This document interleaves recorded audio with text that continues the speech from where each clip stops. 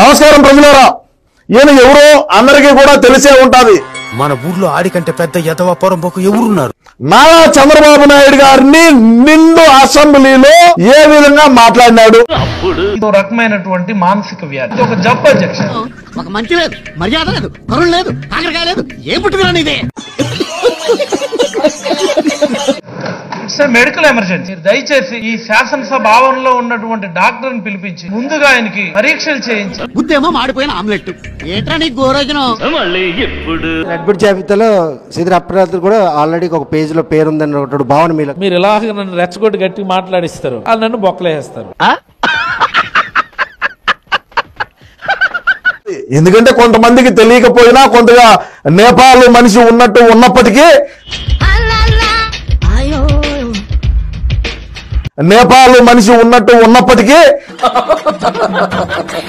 మా పార్టీలో మేము అధికారంలో ఉన్నప్పుడు ఏ విధంగా అప్పటి ప్రతిపక్షంలో ఉన్నటువంటి చంద్రబాబు నాయుడు గారిని, పవన్ కళ్యాణ్ గారిని ఏ విధంగా మాట్లాడేవాడో అందరికీ తెలుసు. నీచులు ఎప్పుడు నీచంగానే మాట్లాడతారు రావు గారు, మీకు తెలియదే ఉంది, మీరు కానీ.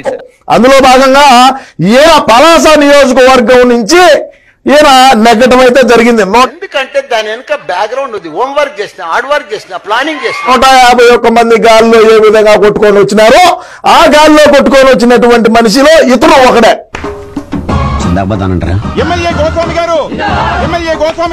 మా వాడు మంత్రిగా ఉన్నప్పుడు పలాస నియోజకవర్గంలో సీదిరి అప్పలరాజు ఆగడాలపై నివేదిక అని చెప్పి ఒక బుక్ కూడా, ఒక 56 పేపర్లు ఉండేటువంటి బుక్ ను కూడా చేశారు. మనం అంటే అంత లైకింగ్, మరి లైకింగ్ గా తలకాయ నీకోసం మనడంతా రౌండ్ వేస్తున్నారు, కనపడితే చెప్పమన్నారు. నీకు కనపడలేదని చెప్పండి.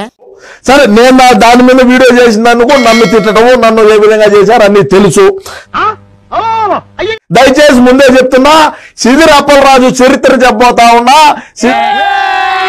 సీదిరి అప్పలరాజు త్వరలో ఎందుకు అరెస్ట్ కాబోతా ఉన్నాడో చెప్తున్నా. ఏమిటండి మీరు మాట్లాడేది? సీదిరి అప్పలరాజు చేసినటువంటి అవినీతి ఈయన మంత్రిగా ఉన్నప్పుడు ఏ విధంగా దోచుకున్నాడు. నీ తెలవదు అనుకుంటా, మా వెనకపోతే అన్నున్నాడు. దోచుకో, పంచుకో, తినుకో. వాస్తవంగా అదేవిధంగా పలాస నియోజకవర్గంలో ఏ విధంగా భూదందాలకు పాల్పడినాడో కూడా చెప్పబోతా ఉన్నా. ఈయన మన పార్టీలో పనిచేసినాడు. ఈయన ఎమ్మెల్యేగా ఉన్నాడు, మంత్రిగా ఉన్నాడు, అన్నకో చేదోడు వాదోడుగా ఉన్నాడు. రూపాయి చేయమంటే ₹2.55 చేస్తా వచ్చాడు. ఇది కేవలం పొగరు. కొన్ని ఏరియాలో దీన్నే బలుపు అని కూడా అంటారు. ఇలాంటివి వెంకి అస్సలు సహించడు. బ్రహ్మాండంగా పశువులకు వేసేటువంటి గోళీలు ఉంటాయో, పశువులకు వేసేటువంటి సూదులు ఏమైతే ఉంటాయో, పశువుల దానాల్లో కూడా అక్రమాలు చేశాడు ఈ మనిషి. మంచి మర్యాద లేని ఎదవల్లారా, ఎంగిలి కూడు కాసపడే కుక్కలా, చిచి, పశువులు కుడి దాగినట్టు తాగుతున్నారు కదరా. ఇంతకాడికి వచ్చేపోయే నలుగురు దగ్గర ఒంటెలు తాగినా బెటర్ కదరా. ఏం జన్మరా మీది? పశు దానాలో, పశువులకు ఇచ్చేటువంటి దానాలో కూడా ఇంత డబ్బులు సంపాదించు అంటే అన్నే ఉండించుకోనుండు. ఆ పశు శాఖ కూడా ఈయనకీకుంటా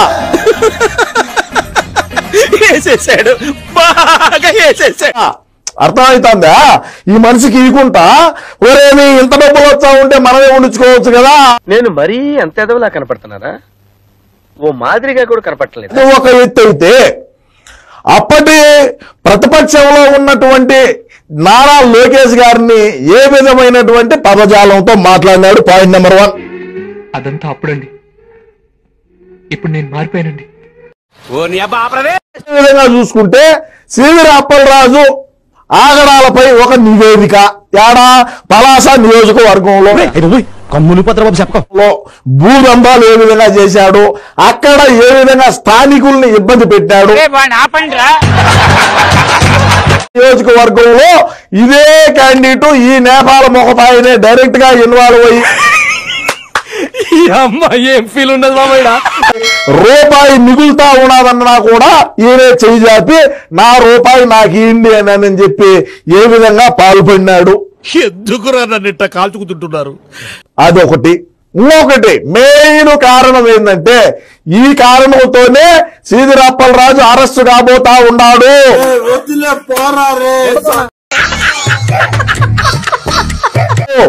నేను తెలియజేస్తా ఉన్నా, మన పార్టీలో ఉండేటువంటి వాళ్లకు కొద్దిగా మీరు జర జాగ్రత్తగా ఉండండి. ఆయన ఏం చెప్పారో విన్నారుగా, ఇకనైనా మారదాం పదండి. ఆయన ఒక ఆయన చెయ్యి విరిగిందన్నాడు, ఒక ఆయన గుండుపోటు అన్నాడు, ఒక ఆయన గోళీలు జారినా అన్నాడు. నువ్వు ఏమి జారినా అనుకుంటావో ఒకసారి ప్రిపేర్ అవుతావు అని చెప్పే శ్రీధర్ అప్పలరాజుకు ముందుగానే నేను హెచ్చరిస్తా ఉన్నా. ఈ రోజు ఖచ్చితంగా దాన్ని అయితే తలగా వంచాల్సిందే, శిక్ష నువ్వు అనుభవించాల్సిందేను. నమస్కారం, చేసుకో. చూద్దాంలే. చూడటం కాదండి, మీరు చెయ్యాలంతే. సరే మీరు ట్రై చేస్తారన్నారంటే అది ఓకే అయిపోయిన